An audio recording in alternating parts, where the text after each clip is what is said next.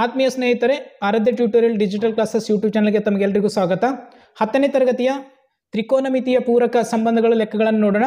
ಅದಕ್ಕಿಂತ ಮುಂಚೆ ನಮ್ಮ ಚಾನಲನ್ನು ಯಾರು ಸಬ್ಸ್ಕ್ರೈಬ್ ಮಾಡಿಲ್ಲ ಸಬ್ಸ್ಕ್ರೈಬ್ ಮಾಡಿ, ಲೈಕ್ ಮಾಡಿ, ಶೇರ್ ಮಾಡಿ ಅಂತ ಹೇಳುತ್ತಾ, ಬಹಳಷ್ಟು ವೀಕ್ಷಕರು ನಮ್ಮ ಚಾನಲನ್ನು ಸಬ್ಸ್ಕ್ರೈಬ್ ಮಾಡಿಲ್ಲ. ದಯಮಾಡಿ ಸಬ್ಸ್ಕ್ರೈಬ್ ಮಾಡುವ ಮುಖಾಂತರ ತಾವು ಪ್ರೋತ್ಸಾಹವನ್ನು ಕೊಡಬೇಕಾಗಿ ಕೇಳ್ಕೊತಾ ಇದ್ದೇನೆ. ಈಗ ಲೆಕ್ಕಗಳನ್ನು ನೋಡೋಣ. ಇಲ್ಲಿ ತ್ರಿಕೋನಮಿತಿಯ ಪೂರಕ ಸಂಬಂಧಗಳನ್ನು ತಿಳಿಯೋಕ್ಕಿಂತ ಮುಂಚೆ ನಾನು ಒಂದು ಇಲ್ಲಿ ಉದಾಹರಣೆಯನ್ನು ಕೊಡ್ತೀನಿ. ಇಲ್ಲೊಬ್ಬ ರಾಜು ಅನ್ನೋ ಹುಡುಗನಿದ್ದಾನೆ. ಈ ರಾಜು ಹುಡುಗನ ಹತ್ತಿರ 10 ರೂಪಾಯಿಗಳಿವೆ. 10 ರೂಪಾಯಿ. ಇದನ್ನು ನಾವು ಯಾವ ರೀತಿ ಹೇಳ್ತೇವೆ ಅಂತಂದ್ರೆ, ರಾಜು ಈಕ್ವಲ್ಸ್ ಟು 90 ಮೈನಸ್ 80 ಅಂತೇಳಿ ಹೇಳ್ತೀನಿ. ಅದನ್ನೇನಾಗ್ತದ 10 ರೂಪಾಯಿ ಅಂಥೇಳಿ, ಉತ್ತರ 10 ರೂಪಾಯಿ ಅಂಥೇಳಿ ಬರ್ದ. ರಾಜು ಇವನ ಹತ್ರ 10 ರೂಪಾಯಿ ಇದ್ದಿದ್ದಾನೆ. ಮತ್ತು ನಾವು ಯಾವ ರೀತಿ ಹೇಳ್ಬೋದು, 100 ಮೈನಸ್ 90 ಅಂಥೇಳಿ ಹೇಳ್ಬೋದು. ಅಂದ್ರೆ ಅರ್ಥ 100ರಲ್ಲಿ 90 ಹೋದ್ರೆ 10 ರೂಪಾಯಿ ಬರ್ತದೆ, 90ರಲ್ಲಿ 80 ಹೋದ್ರೆ 10 ರೂಪಾಯಿ ಬರ್ತದೆ. ಈ ರೀತಿ ನಾವು ಹೇಳುವ ತಾತ್ಪರ್ಯ ಒಂದೇ ಆಗಿರಬೇಕು. ಈ ರಾಜುನ ಹತ್ರ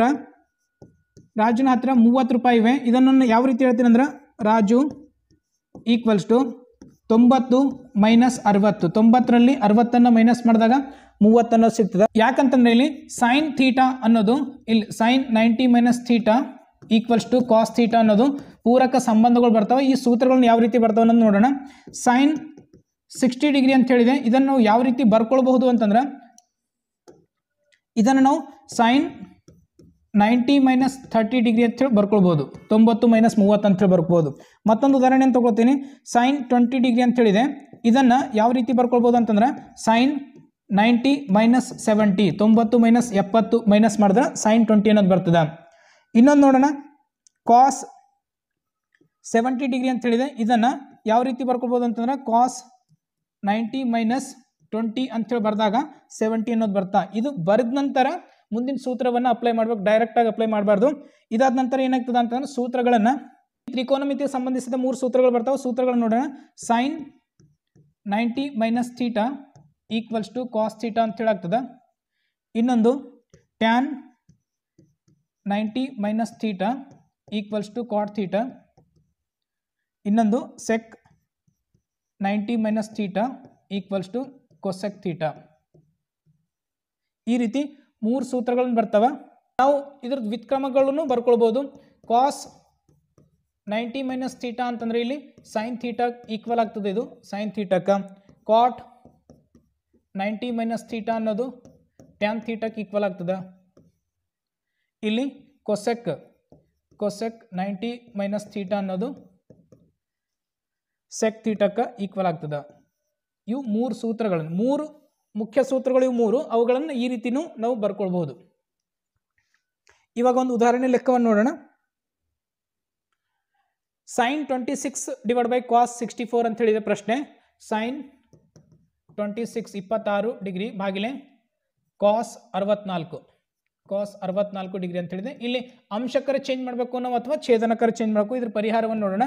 ನಾನು ಇಲ್ಲಿ ಏನು ಮಾಡ್ತೀನಿ, ಸೈನ್ 26 90 ಮೈನಸ್ 64 ಅಂತೇಳಿ ಬರ್ಕೋತೀನಿ.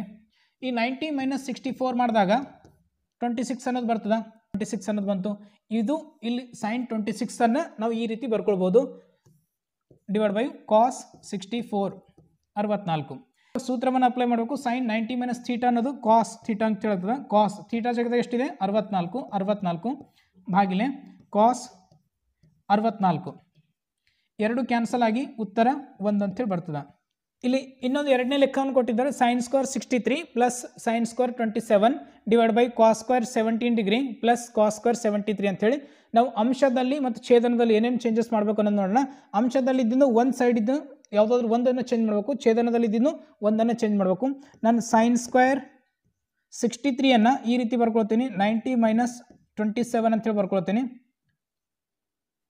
90 ಮೈನಸ್ 27 ಪ್ಲಸ್ ಇದನ್ನು ಸೈನ್ ಸ್ಕ್ವೇರ್ 27 ಅನ್ನೋದು ಆ್ಯಸ್ ಇಟ್ ಈಸ್ ಅದೇ ರೀತಿ ಬರ್ಕೊಂಡಿನಿ.